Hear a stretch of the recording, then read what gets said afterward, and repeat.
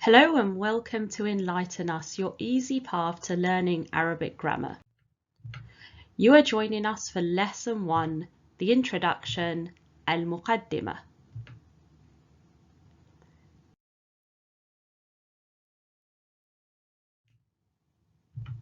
Now, Arabic works on the premise that every single word falls into one of three categories. What are these categories? The ism, the harf, and the fi'l.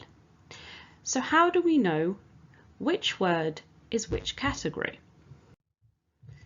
Well, if you do a comparison to English, any word that in English would be categorized as a noun, an adjective, an adverb, as well as a few other categories, the Arabic equivalent would be an ism.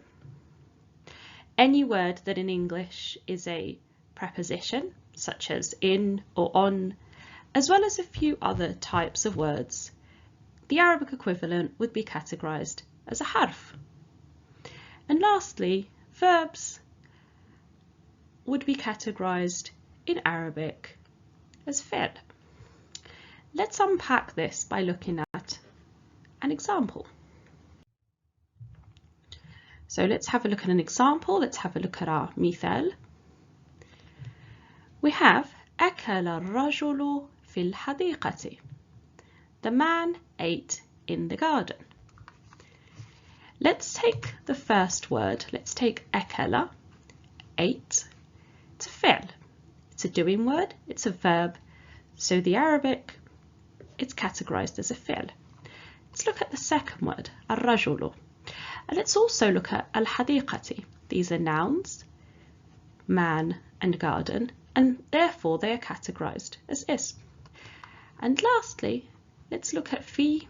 Fi is in, a preposition, and therefore in Arabic it's categorized as a fi'l. I am going to point out, and I'm sure the eagle-eyed among you have also noticed, that el in both words, the, are greyed out. And that's because we're going to be looking at el specifically in future lessons. Thank you for joining us for this lesson. We've come to the end, so let's have a quick summary. Al-Mulakhas. What have we learnt? Every word in the Arabic language is going to fall into one of the three categories. It's either going to be an ism, a harf, or a fi'l. Please do join us for the next one. Don't forget to like, comment, subscribe, and hit that notification bell. And of course, check out the description box for additional resources.